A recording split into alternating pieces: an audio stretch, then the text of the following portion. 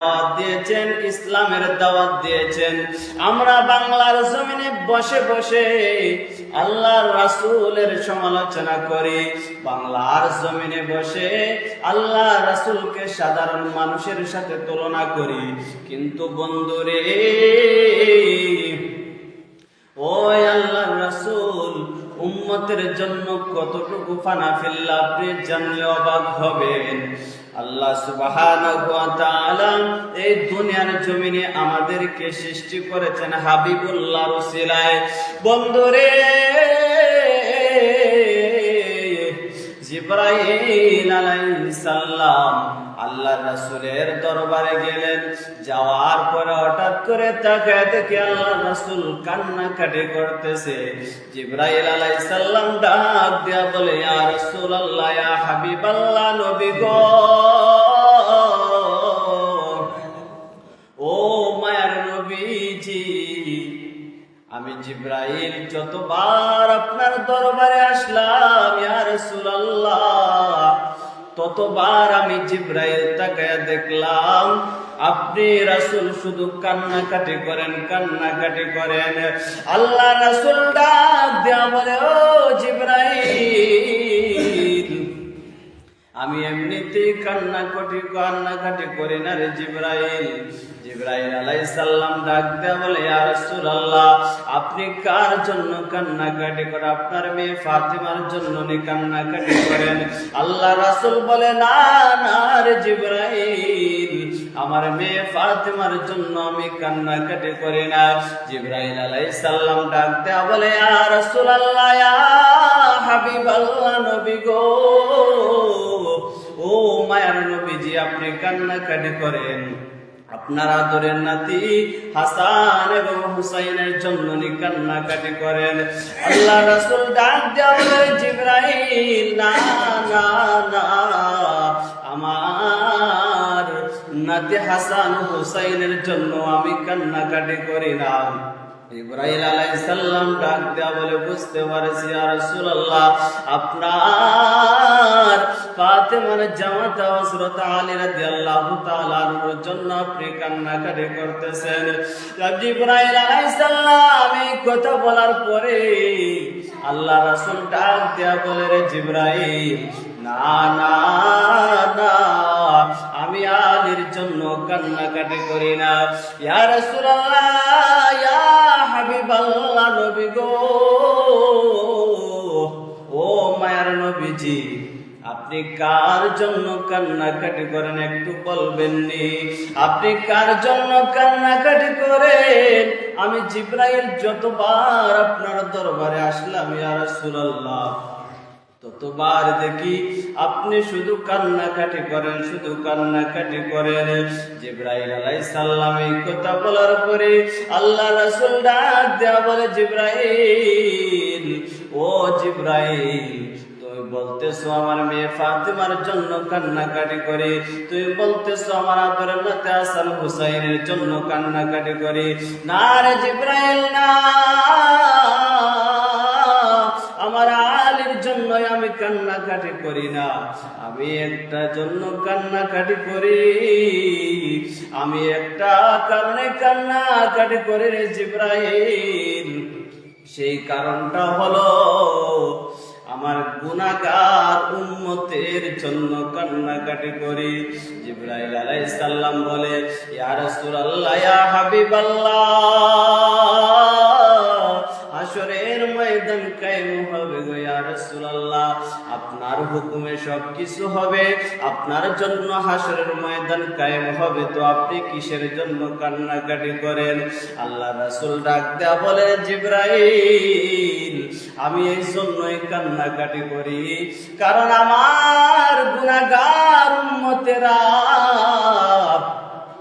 আমার গুনাহগার উম্মতেরা, আমার গুনাহগার একটা উম্মত যদি জাহান্নামে চলে যায় রে জিবরাইল, আমি নবী সহ্য করতে পারবো না, আমি নবী সহ্য করতে পারবো না, কারণ আমার একটা একটা উম্মত যদি জাহান্নামের মধ্যে চলে যায়, আমি নবী সহ্য করতে পারবো না।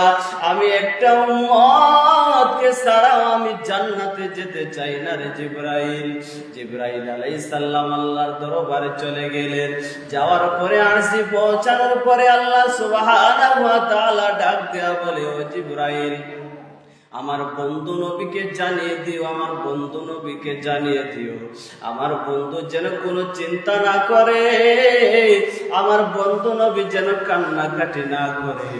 আমার বন্ধু যদি চায় তার সকল উম্মতকে জান্নাতে দেওয়ার জন্য, তার সকল উম্মতকে মাফ করে দেওয়ার জন্য, আমি আল্লাহ সুবহানাহু ওয়া তাআলা আমার বন্ধু নবীকে জানিয়ে দিও, আমি আল্লাহ সুবহানাহু ওয়া তাআলা আমার হাবিবের সকল উম্মতদেরকে মাফ করে দিব।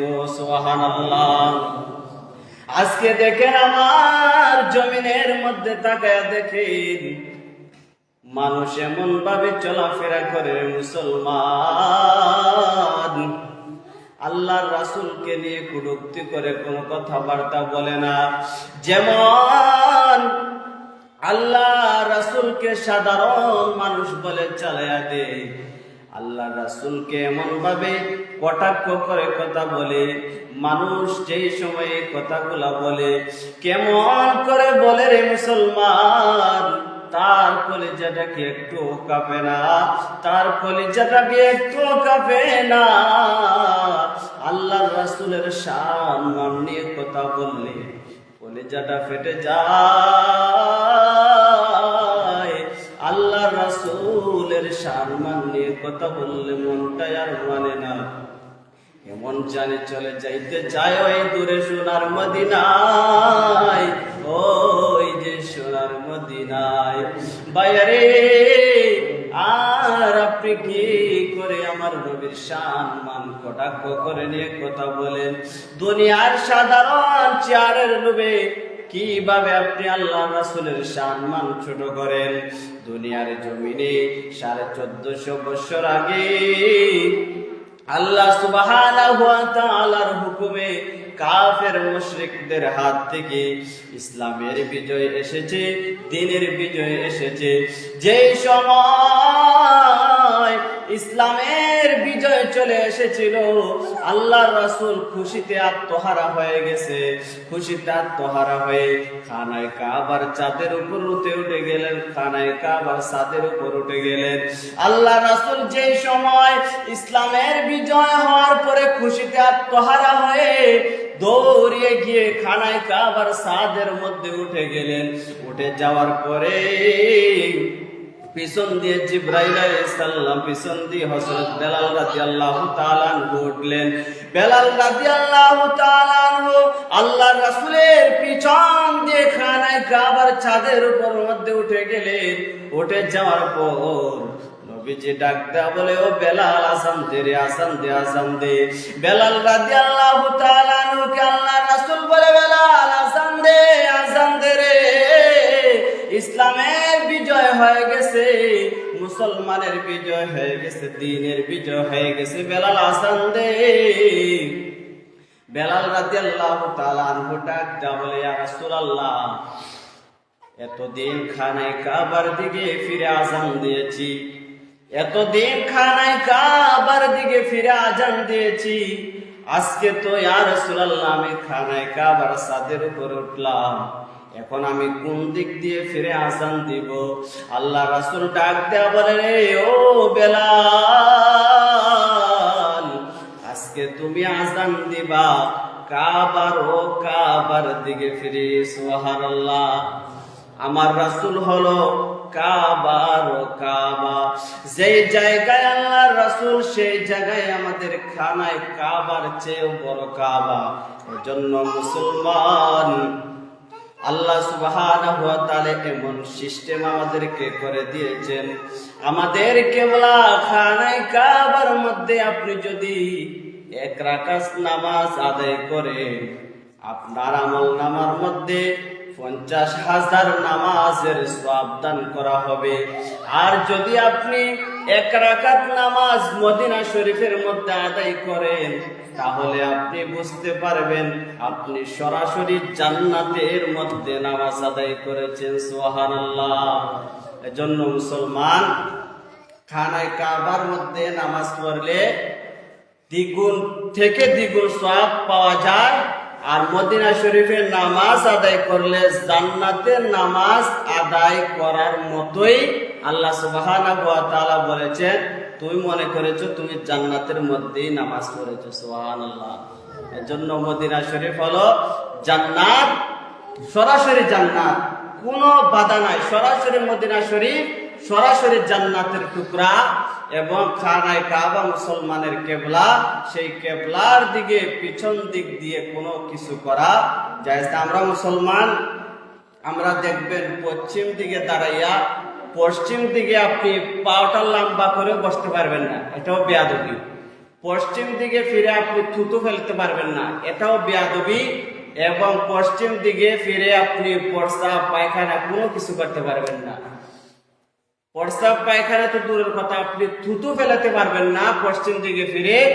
এই পশ্চিম দিক হলো মুসলমানের কিবলা। আল্লাহ সুবহানাহু ওয়া তাআলা যেন আমাদেরকে সঠিক বুঝ দান করে, সকলে বলি আমিন। আসসালামু আলাইকুম ওয়া রাহমাতুল্লাহি ওয়া বারাকাতুহু। আল্লাহুম্মা আমিন। ربنا ظلمنا أنفسنا وإن لم تغفر لنا وترحمنا لنكونن من الخاسرين ربنا وتعاليت يا ذا الجلال والإكرام رب العالمين। আল্লাহ পবিত্র জুমার দিন, পবিত্র মেহেরাজের মাস সামনে লইয়া তোমার দরবারে হাত বাড়াইলাম। আল্লাহ মেহেরবানি করে আমরা যারা হাত বাড়াইছি আমাদের জীবনের সমস্ত গুনাহ খাতা মাফ করে দাও। আল্লাহ এখন থেকে পবিত্র মেহেরাজের মাসের জন্য প্রস্তুতি গ্রহণ করার মতো তৌফিক দান ফরমাও রব্বুল আলামিন। আল্লাহ তোমার মায়ের বান্দাদেরকে লইয়া তোমার দরবারে হাত বাড়াইলাম, মেহেরবানি করে আল্লাহ আমাদের সকলের জিন্দা মুর্দা বললে তুমি মাফ করে দাও রব্বুল আলামিন। আল্লাহ আল্লাহ আমাদের মনের নেক বাসনা তুমি পূরণ করে দাও। আল্লাহ আমাদেরকে বিপদ আপদ বালা মুসিবত থেকে হেফাজত ফরমাও। আল্লাহ বড় বড় রোগ দিয়ে আগারে অক্সিজেন করাইয়া সিরিয়ালের বিছানায় ফালাইয়া আগুনে ফুরাইয়া তুমি আমাদের মৃত্যু দিও না রে মওলা। আল্লাহ মৃত্যু যদি দেও কালিমার শয়ালে আমাদের সামনে মৃত্যু দিও রে মওলা। সাল্লাল্লাহু তাআলা আলা খায়রি খালকিহি মুহাম্মাদ ওয়া আলিহি ওয়া আসহাবিহি আজমাইন। আমিন। লা ইলাহা ইল্লাল্লাহু মুহাম্মাদুর রাসূলুল্লাহ।